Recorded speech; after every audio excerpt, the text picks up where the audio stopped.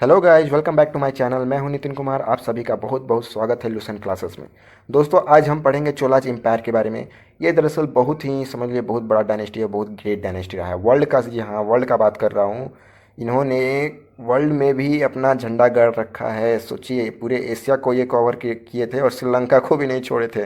तो इनके बारे में हमें जानना बहुत इंपॉर्टेंट है, क्योंकि अगर जो लोग यूपीएससी और बीपीएससी की तैयारी करते हैं तो उनके लिए चैप्टर बहुत इंपॉर्टेंट है। और जो बैंकिंग और एसएससी की तैयारी करते हैं तो दोस्तों वो भी जान लो कि एक क्वेश्चन तो इस चैप्टर से आते आते आपको समझ लो। तो प्लीज़ इस वीडियो को इन तक देखें, क्योंकि आज हम लोग ये जानेंगे, उनके ओरिजिन्स के बारे में जानेंगे, इंट्रोडक्शन यानी, और चोलाज रूलर्स के बारे में जानेंगे, एडमिनिस्ट्रेशन और सोसाइटी के बारे में भी जानेंगे, आर्ट और आर्किटेक्चर और एजुकेशन के भी बारे में हम लोग जानेंगे दोस्तों। तो ये सब हम ये इस वीडियो में आज कवर करने वाले हैं।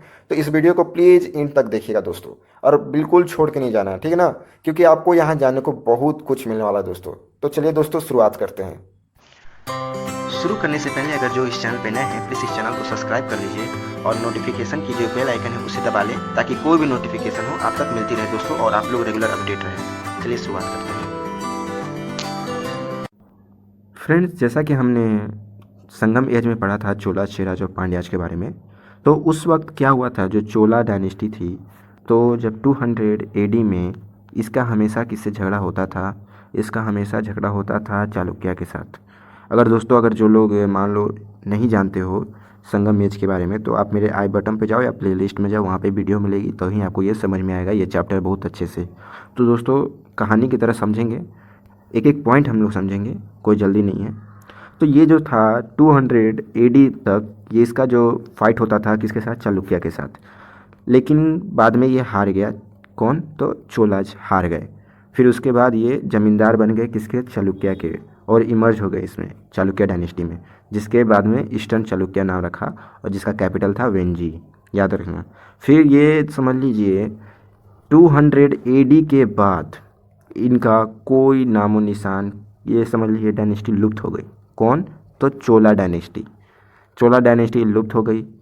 अब क्या होता है कि जब झगड़ा चालुक्य और पालवाज के साथ हमेशा होता है, याद रखना, पालवाज के साथ हमेशा किसका झगड़ा होता है? तो चालुक्य का। हमने चालुक्य डायनेस्टी में पढ़ा था कि किस तरह से हमेशा ज़मीन के लिए वो लोग लड़ते थे। जो झगड़ा हुआ था वो दरअसल किस रिवर के किनारे हुआ था? तो Narmada, bank of Narmada river के किनारे हुआ था चालुक्य का। तो एक्चुअली में दोस्तों, जब पालवाज चालुक्य को हराते हैं तो ये ईस्टर्न चालुक्य पे इनका राज हो जाता है। अब जो रहता है ये चोलाज, ये दरअसल फ्यूडेटरीज रहते हैं, ज़मींदार रहते हैं किसके? तो पालवाज के। अब पालवाज के जो फ्यूडेटरी रहते हैं चोलाज, और पालवाज का अब झगड़ा किसके साथ होता है? तो पांड्याज के साथ झगड़ा होता है। एक मिनट में ज़रा इसे रफ कर लो। हाँ, तो सुनो बस अच्छे से ध्यान से। तो जो पालवाज होते हैं इनका झगड़ा किसके साथ होता है? तो पांड्याज के साथ होता है। ये हुआ पालवाज, और इनका फाइट हो रहा है पांड्याज के साथ। अब ये चोला क्या करता है, इस चीज़ का फ़ायदा उठाते हुए, जब पालवाज की, देखो पालवाज जो था चालुक्य के साथ लड़ा, उस वक्त इसकी मिलिट्री पावर भी थोड़ी वीक हो गई थी। अब क्या होता है कि बार बार मतलब झगड़ा होता है ज़मीन के लिए पांड्याज के साथ। उस वक्त भी इसकी जो मिलिट्री पावर थी और इकोनॉमी, ऑब्वियसली जो कंट्री मान लो जो भी डायनेस्टी अगर लड़ाई करती है, फाइट करती है, युद्ध होता है, तो उसके इकोनॉमी पे भी मतलब इफेक्ट पड़ता है।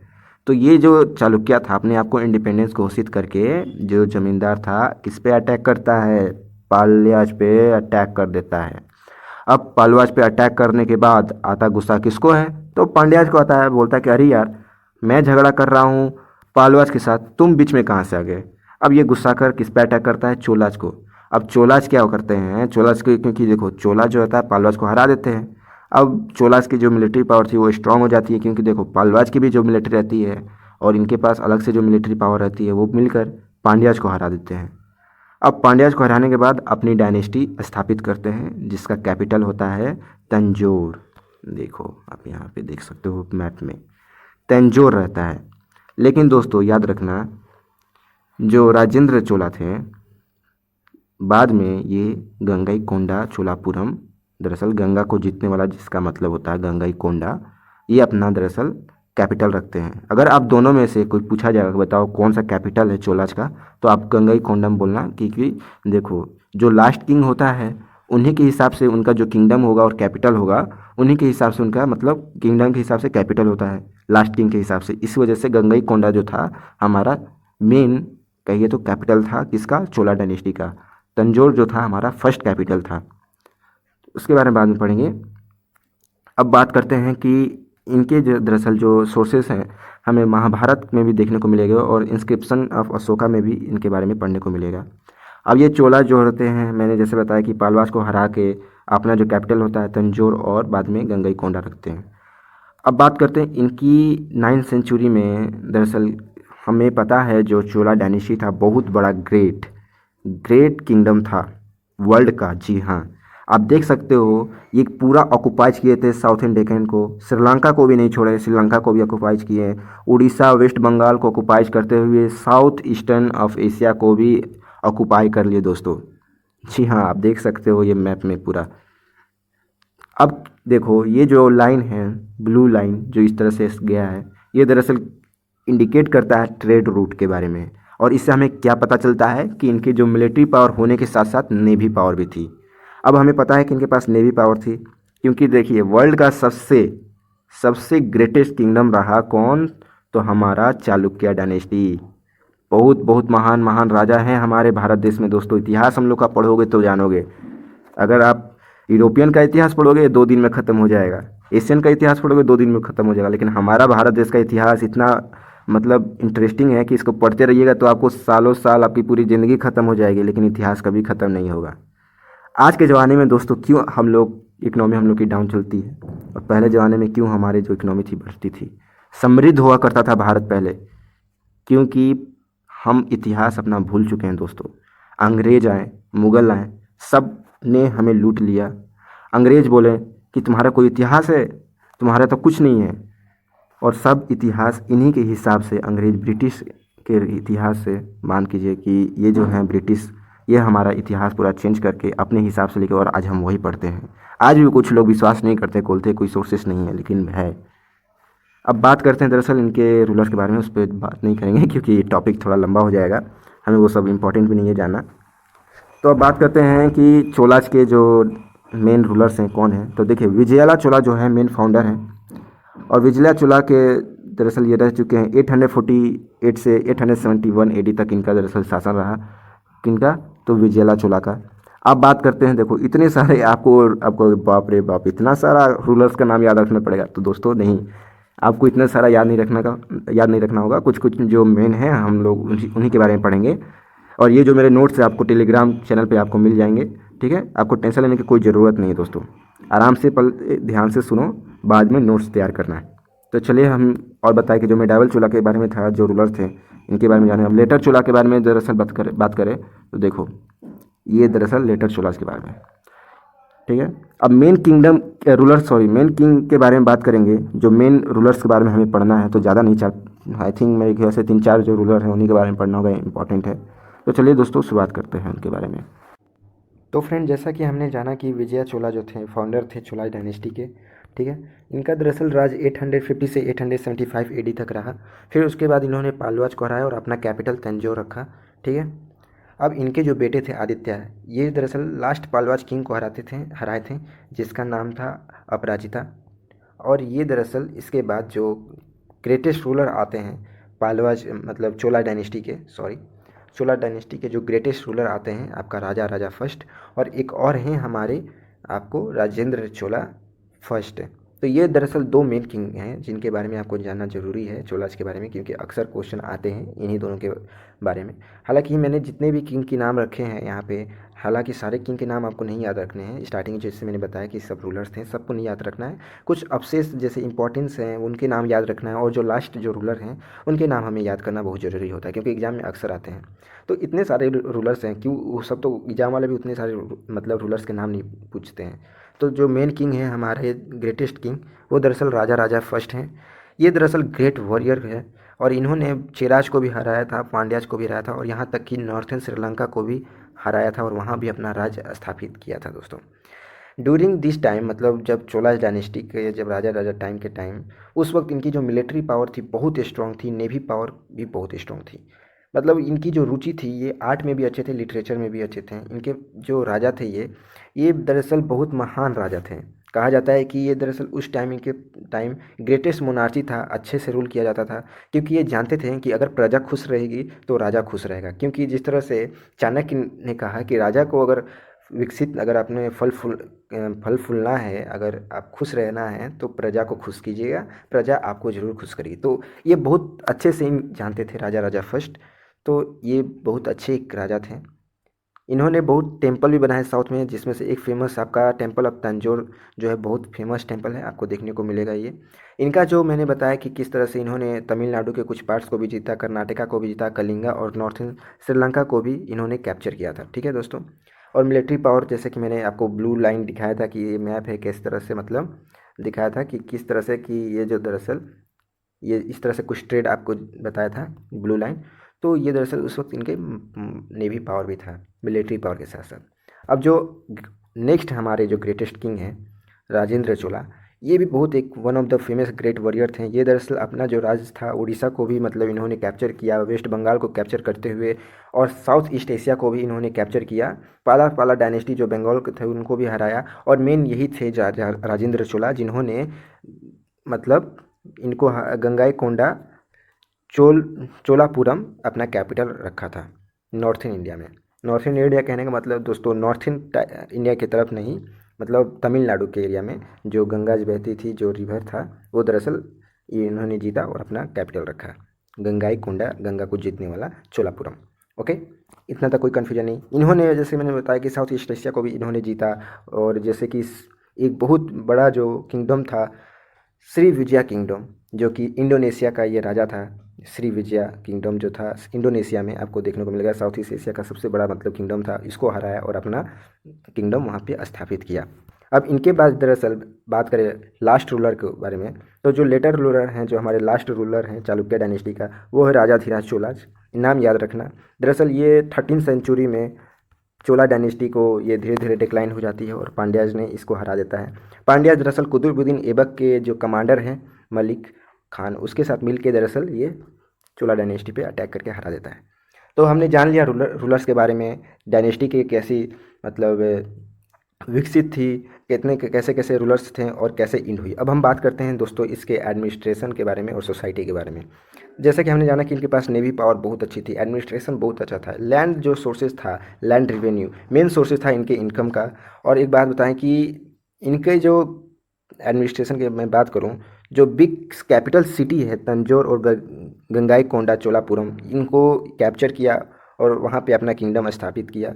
तो ये देखने को मिलता है कि बहुत अच्छा एडमिनिस्ट्रेशन था इनका। मोनार्ची, ग्रेट मोनार्ची सिस्टम था दोस्तों। एक बात बताएं, इनके पास ग्रेट मोनार्ची सिस्टम भी था। तो इस वजह से हमें इसका जो पता चलता है, अवशेष हम आगे पढ़ेंगे कि सोर्सेस हैं, बहुत सारी बुक्स हैं जो पता चलता है हमारे चोला डायनेस्टी के बारे में। अब बात करते हैं सोसाइटी के बारे में दोस्तों। तो सोसाइटी जो थी चोलाज डायनेस्टी की, वो दरअसल 4 कैटेगरी में बटी हुई थी और वहाँ पे वर्णाश्रम सिस्टम दरअसल चलता था। हालांकि हमने जानते हैं कि कास्ट सिस्टम था उस वक्त, ब्राह्मण थे, क्षत्रिय थे, वैश्य थे और शूद्र थे। तो जो चोलाज थे वो दरअसल सबको इंपॉर्टेंस देते थे। एजुकेशन के मामले में दोस्तों बात करें तो चोलाज जो थे बेहतर थे बाकी डायनेस्टी के हिसाब से। यहाँ पे वोमेंस को भी दरअसल फ्रीडम था और दरअसल बहुत अच्छे से मानते थे, भेदभाव नहीं होता था। हाँ, यहाँ पे दरअसल एक चीज़ है कि दरअसल ये लोग जो हैं ब्राह्मण को ज़मीन दान दे देते थे, लेकिन ऐसा नहीं है कि जो छोटे जाति के हैं उनको नहीं मानते थे, उनको भी माना जाता था। यहाँ पे जो लैंड रेवेन्यू की जो टैक्सेस थी विलेज की तरफ से, वो दरअसल सारी चीज़ आपको मंदिरों को बनाने में यूज किया जाता था, जो भी टैक्सेस का पैसा इन लोग को मिलता था। इसलिए तो आप देखोगे जो साउथ इंडियंस के जितने भी टेम्पल है बहुत ही रिच होते हैं और बहुत ही सुंदर होते हैं। हालांकि हम बात करें उसके आर्ट एंड आर्किटेक्चर के बारे में तो आपको ड्रेविडियन स्टाइल भी देखने को मिलेगा वहाँ पे। और एक दरअसल आपको बता दें कि जो चीफ फीचर्स हैं जो चोलाज टेम्पल का, वो है वीनामना। ठीक है। और यहाँ पे जो अर्ली चोला जो थे, जो 200 एडी में थे, एक मिनट, जो 200 एडी में थे जो चोलाज आए थे, वो दरअसल आपकी बात करें हम तो वो दरअसल आपको बहुत ही फेमस टेम्पल बनाए थे नरथमलाई और कोडुम्बुरु, जो कि आपको पुडुकोट्टाई डिस्ट्रिक्ट में देखने को मिलेगा। ठीक है यहाँ पे।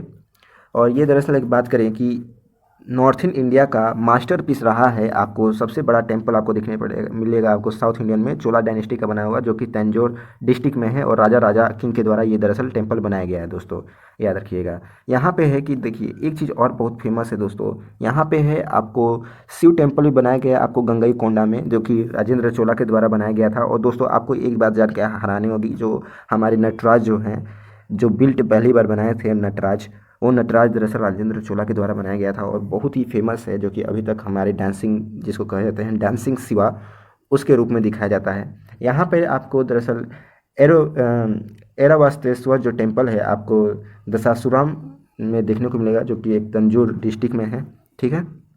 बहुत ही एक फेमस टेम्पल है और ये दरअसल आपको लेटर चोलाज के द्वारा बनाया गया है। कौन सा टेम्पल, तो आप याद रखिएगा उस टेम्पल का नाम है महाकापेश्वर। दरअसल ये टेम्पल है जो कि लेटर चोलाज के द्वारा ये बनाया गया है। अब बात करें दोस्तों कि इसके एजुकेशन के बारे में, आप देख सकते हो यहाँ पे मैंने इमेज आपको समझाने के लिए लगा रखा है कि आपको समझ में आएगा। बहुत ही फेमस टेम्पल है ये, आपको टेम्पल है चिदम्बरम टेम्पल, ये राजा राजा चोलाज के ये इमेज है, कॉइन है, आप देख सकते हो इमेज में। इंस्क्रिप्शन देख लीजिए, सिल्वर कॉइन था राजेंद्र चोला के टाइम। अब बात करते हैं इसके हम एजुकेशन और लिटरेचर के बारे में कि किस टाइप का वहाँ पे एजुकेशन चलता था।